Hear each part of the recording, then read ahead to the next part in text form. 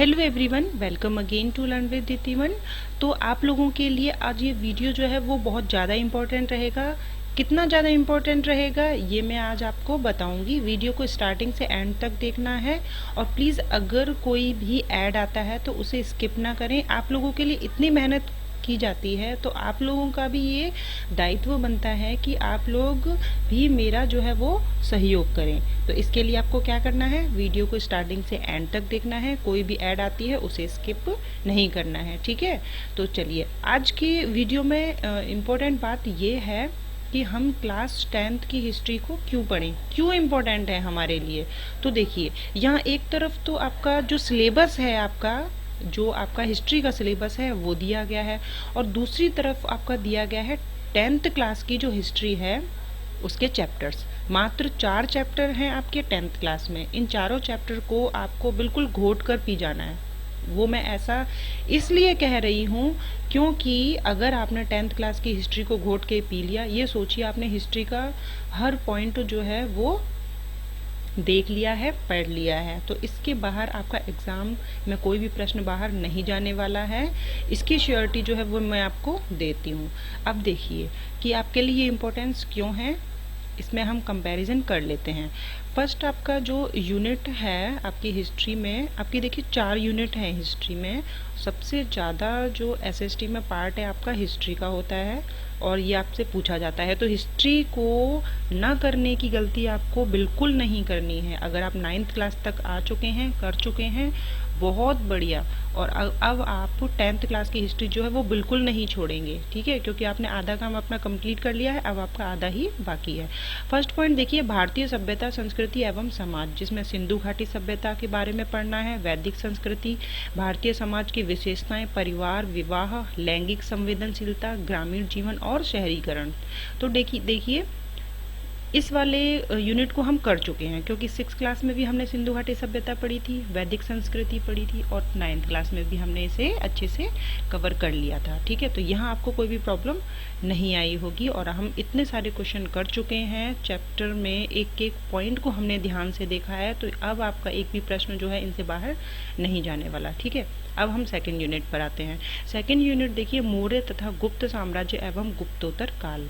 यहाँ हमको पढ़ना है कि मौर्य, गुप्त और गुप्तोत्तर काल में जो राजनीतिक इतिहास, इनका प्रशासन और भारतीय संस्कृति के प्रति योगदान, गुप्त काल की सांस्कृतिक उपलब्धियाँ, ये सभी हमको पढ़ना है, जो कि 600 से 1000 ईस्वी तक का है। उसके बाद देखिए, बाहरी विश्व से भारत का सांस्कृतिक संबंध। तो हमने बृहत्तर भारत को 2 बार पढ़ा, एक बार 6th क्लास में भी देखा हमने और 9th क्लास में भी देखा। तो ठीक है, जो लोग नोट्स बना रहे थे, जो बच्चे नोट्स बना रहे थे, उनको ये टॉपिक जो है वो उनका कवर हो जाता है।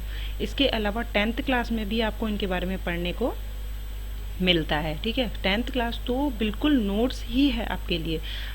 अब हम इसकी बात जो है वो कर लेते हैं 10th क्लास में। देखिए 10th क्लास का आप फर्स्ट चैप्टर देखते हैं तो वहाँ आपको मिलता है महाजनपद काल, यानी प्रारंभ से 1206 ईस्वी तक। तो आपका जो 600 से 1000 ईस्वी है वो यहीं पर आ जाता है, ठीक है। तो आप इसमें महाजनपद काल पढ़ते हैं, जो कि बहुत ज़्यादा इम्पोर्टेंट है, आपके सिलेबस में दिया है। राजस्थान के जो प्रमुख जनपद हैं, राजस्थान के प्रमुख जनपद मरु, जांगल, मत्स्य, सूरसेन, सिवी, ये आपको कहाँ मिलेगा। आप ये देखिए, राजस्थान की जब हिस्ट्री आपकी आती है तो वहाँ आपके प्राचीन सभ्यताएं और जनपद, ये टॉपिक आपका बिल्कुल दिया हुआ है, ठीक है। तो अब आप इसको क्यों पढ़ेंगे ये आपको पता चल रहा होगा। उसके बाद देखिए, मौर्य, सुंग, सातवाहन, गुप्तवर्धन, चोल, चालुक्य, पल्लव, पाल, प्रतिहार, राष्ट्रकूट साम्राज्य। यहाँ सेकंड यूनिट पर आपने देखा होगा कि हमें मौर्य काल के बारे में, गुप्त काल के बारे में, गुप्तोत्तर काल के बारे में पढ़ना है, ये आपके सिलेबस में है। तो 10th क्लास का जो फर्स्ट चैप्टर ही है वो आपके लिए कितना ज़्यादा इम्पोर्टेंट है, ये आपको, इसकी इम्पोर्टेंस जो है वो आपको पता लग रही होगी। उसके बाद बाहरी आक्रमण, आत्मसातीकरण, हूण, शक, कुषाण। तो बाहरी विश्व से भारत का सांस्कृतिक संबंध के साथ साथ जो राजनीतिक संबंध है ये भी हमें यहाँ पर पढ़ना है। सेकंड यूनिट, उसके बाद देखिए थर्ड यूनिट है आपकी मध्यकाल और आधुनिक काल, ठीक है। इसमें हमें भक्ति, सूफी आंदोलन, मुगल राजपूत संबंध, मुगल प्रशासन। अब आप यहाँ पर 10th क्लास का सेकंड चैप्टर को देखिए, संघर्षकालीन भारत। इसमें हम 1206 से 1757 यानी कि जो दिल्ली सल्तनत काल से लेकर प्लासी के युद्ध तक के बारे में हमको पढ़ना है। तो ये हमने यहाँ पर देखा कि पूरा मध्यकालीन मुगल प्रशासन ये हमको देखना है। ठीक है, तो इसकी जो सेकंड चैप्टर का फर्स्ट पॉइंट देखिए, दिल्ली सल्तनत ये आ गया आपका, मुगलकालीन भारत भी आ गया। इसके बाद मुगल और राजपूतों का संबंध, जिसमें राव सेखा, हमीर चौहान, महाराणा प्रताप, चंद्रसेन, बीकानेर के राय सिंह, सवाई जय सिंह, अमर सिंह राठौर, ये सभी आ गए। मराठों का इतिहास भी आ गया। ठीक है, सिख धर्म का प्रादुर्भाव, विकास, ये सभी आ गया। तो यहाँ पर हमारा जो सेकंड चैप्टर है वो आपके सिलेबस के अकॉर्डिंग आपके थर्ड यूनिट से बिल्कुल मिल रहा है, यानी आधा जो है, आधी यूनिट जो है वो आपका सेकंड चैप्टर कवर कर रही है। थर्ड चैप्टर की बात करें अगर 10th क्लास के, तो वहाँ देखिए अंग्रेजी साम्राज्य का प्रतिकार और संघर्ष। यहाँ हम 1757 यानी प्लासी के युद्ध से लेकर 1857 की क्रांति के बारे में देखते हैं। अब यहाँ देखिए आप अपनी थर्ड यूनिट में सिलेबस के अकॉर्डिंग 1857 की क्रांति दी हुई है, बिल्कुल दी हुई है। भारतीय अर्थव्यवस्था पर ब्रिटिश प्रभाव ये भी दिया हुआ है। पुनर्जागरण यानी 1919 से 1947 तक, यहाँ तक का हमको पढ़ना है। और ये आपका जो थर्ड चैप्टर है आपका 10th क्लास का, इसमें 5th पॉइंट देखिए आप 1857 से लेकर 1947 तक का पूरा आपका दिया हुआ, ये आपको पढ़ना है। उसके बाद राजस्थान के इतिहास की बात करते हैं आपके सिलेबस के अकॉर्डिंग, तो यहाँ हमें प्राचीन सभ्यताएं, और जो कि हमने कहाँ पढ़ी थी, जब हमने सिंधु घाटी सभ्यता पढ़ी थी तो वहाँ पर हमें प्राचीन सभ्यताएं देखने को मिली। जनपद आपका जो फर्स्ट चैप्टर 10th का, वहाँ हमने देख लिया कि वहाँ पर आपका है ये सिलेबस में। राजस्थान में स्वतंत्रता आंदोलन ये हमने देख लिया। ठीक है, स्वतंत्रता की चेतना और ये राजनीतिक आंदोलन, इसके अंदर ये सभी आ जाएगा। और राजस्थान के विशेष संदर्भ में जनजातीय, किसान और प्रजामंडल आंदोलन, ये सभी आंदोलन जो है ये आपके यहाँ पर आ जाते हैं। तो आपकी जो राजस्थान से रिलेटेड जो भी हिस्ट्री में जो चैप्टर, जो भी ये सिलेबस में दिया हुआ है, ये आपका थर्ड जो चैप्टर है 10th क्लास का, वहाँ पूरा कवर होता है। ठीक है, और 8th क्लास में हमने पढ़ा था, किले पड़े थे राजस्थान के, मेले, त्योहार, लोक कलाएं। ठीक है, ये सभी हमने देखा था। तो देखिए आपके लिए 10th क्लास कितनी इम्पोर्टेंट रखती है। आपका एक एक चैप्टर का एक एक शब्द जो है वो आपका नोट्स है।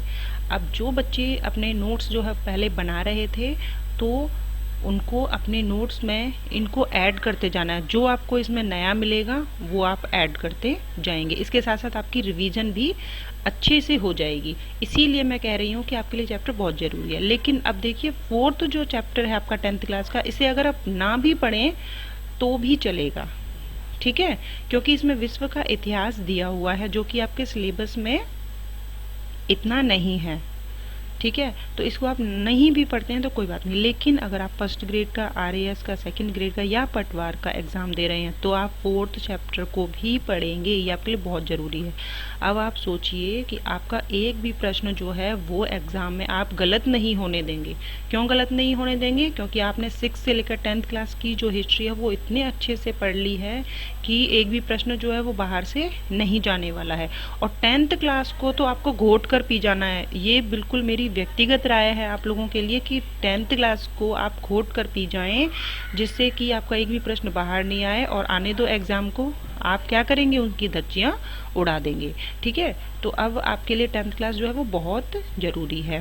तो आप लोगों ने 9th क्लास तक आप लोगों ने कवर कर लिया है। आप लोगों ने वीडियो को बहुत प्यार दिया, इसके लिए आपको बहुत बहुत धन्यवाद।